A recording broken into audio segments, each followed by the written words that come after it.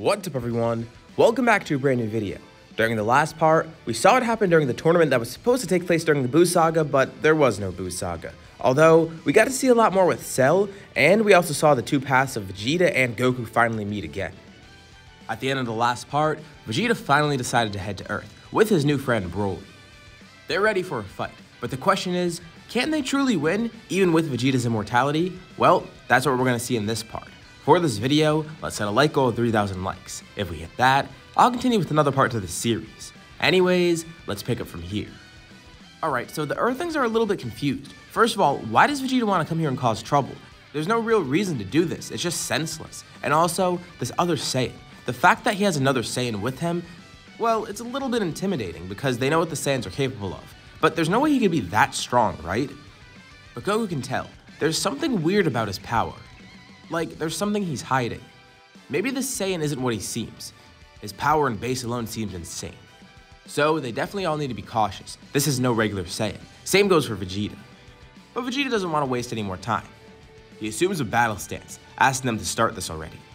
He'll even be gracious enough to let them get the first attack in. He powers up into Super Saiyan.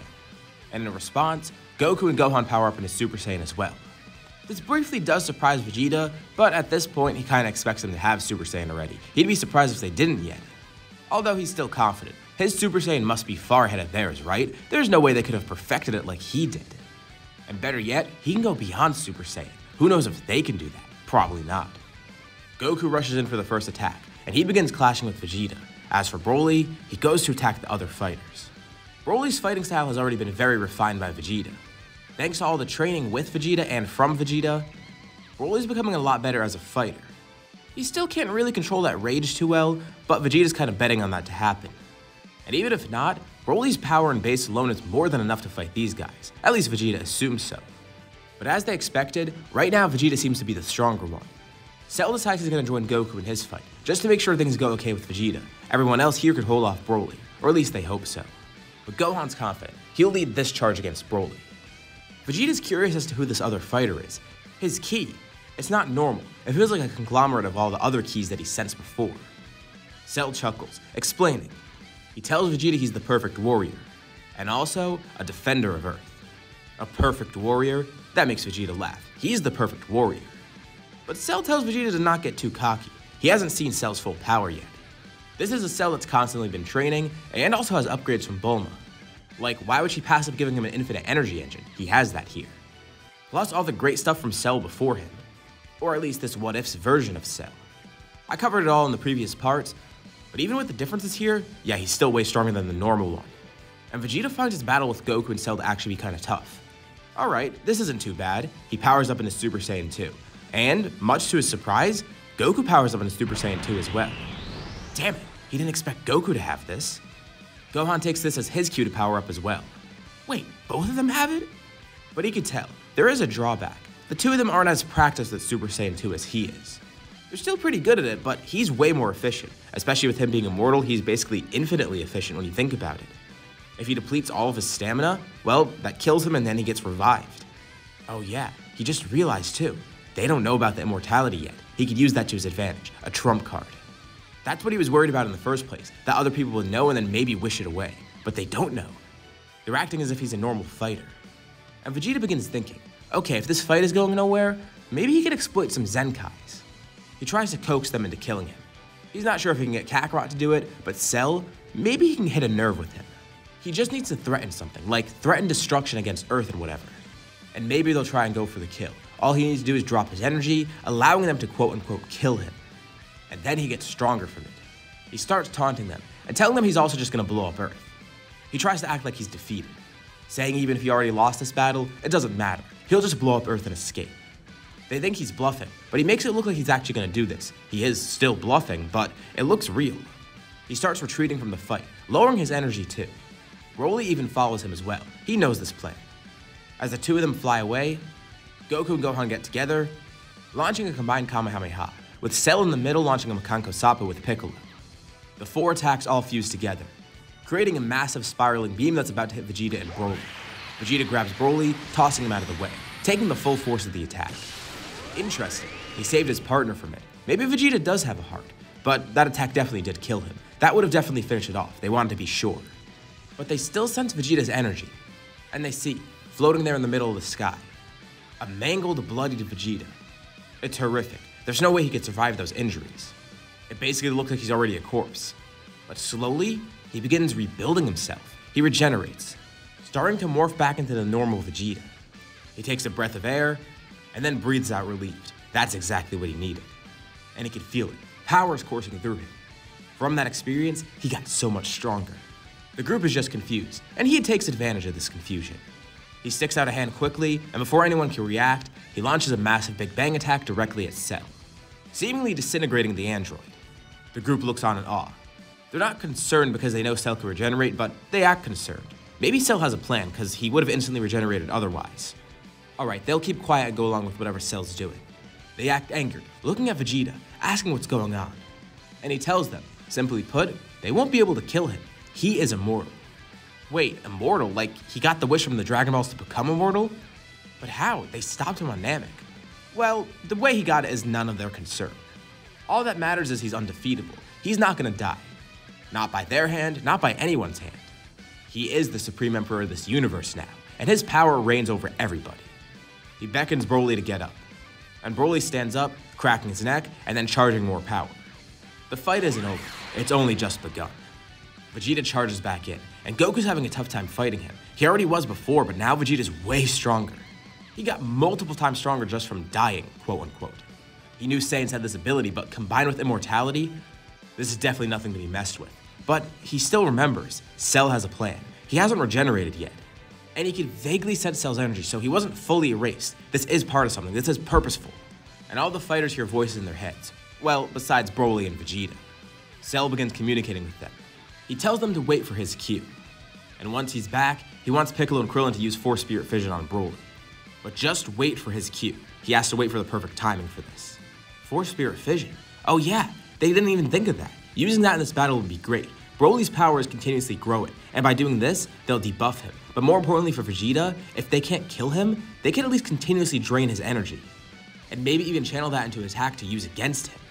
Well, Cell says that wouldn't really be a good idea. He's just gonna regenerate from any attack anyways.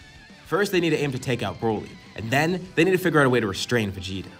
Goku fights to the best of his abilities, being joined by Gohan, who now leaves the others to fight Broly alone. And as the two fights rage on, a massive power suddenly emerges, in two different places. Within an instant, Cell regenerates, but not just one Cell, there's two of them. Vegeta and Broly turn around, but it's already too late.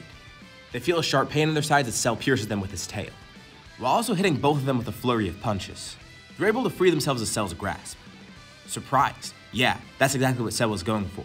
The element of surprise. They didn't know that he could regenerate fully either. Of course, he can die, unlike Vegeta, but it's pretty hard to kill him. And he used that fake death as an opportunity to attack. But what did he just do? Why'd he stab them? Well, what he did was twofold. He used this surprise to his advantage. For one, he absorbed power from both of them, now having both of their DNA as well. The two cells merged together into one cell. Now with the power of Broly and Vegeta, as well as all the data to go along with that.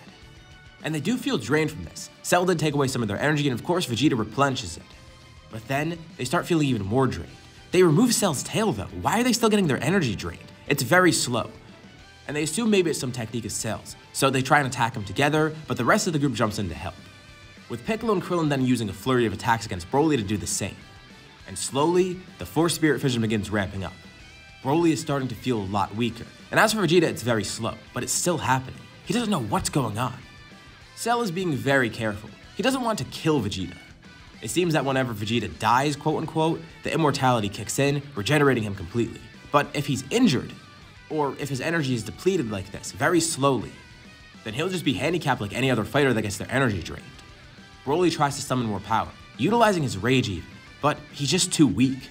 He could barely stand up anymore. And Vegeta finally sees, they're using something to drain their energy. Krillin and Piccolo continue pummeling Broly, draining all the energy they can without killing him. Cell continues to do the same to Vegeta, and both of them are on the ground, too weak to stand up. Vegeta even tries to injure himself just to make the immortality kick in, but he can't even generate a ki attack strong enough to do this. And even if he tried, Cell and Goku would stop him right away. Gohan grabs onto all the other fighters, teleporting them and Broly over here, and Vegeta sees that the same thing happened to his soldier. What is this? This stupid magic trick. He reacts the same way to Gohan teleporting as well. They could teleport instantaneously, steal energy. Or at least he assumes that's what's happening. Of course, they're not going to give away their techniques. But they tell Vegeta, even if he's immortal, they could still beat him. Their techniques are more than enough to counter this. Vegeta's not even strong enough to turn Super Saiyan anymore. He begins cursing them, slamming his fist into the ground. But wait, there may be one way to win this. He places a scouter on his face. He tells his troops, everyone, go to Earth now. This isn't supposed to win the fight for him. No, it's just the perfect distraction. Soon enough, a bunch of troops begin descending on Earth. All of Vegeta's army is there, and they go right towards the Emperor's location. The group has a pretty easy time fighting them off, but Vegeta and Broly use this as an opportunity to slip away. And Vegeta turns to one of the soldiers, one of the stronger ones at least. He tells the soldier to injure him, try and kill him. And the soldier's able to do so. Vegeta drops his power as far as possible, as he's killed by that soldier, then regenerating, once again growing even stronger than before and having everything restored. This planet, they're not even fighting fairly. Well, immortality isn't really fair, but for Vegeta, that's something else. They're using random parlor tricks. They can't even fight like true warriors. And you know what? He shouldn't have been so petty about this grudge. He doesn't need to settle it firsthand. He'll just kill them all from space. As he retreats with Broly, he tells the soldiers to start leaving. He draws his hands back, charging a massive Gallic gun. The soldiers all fly past him, illuminated by the purple glow from the attack.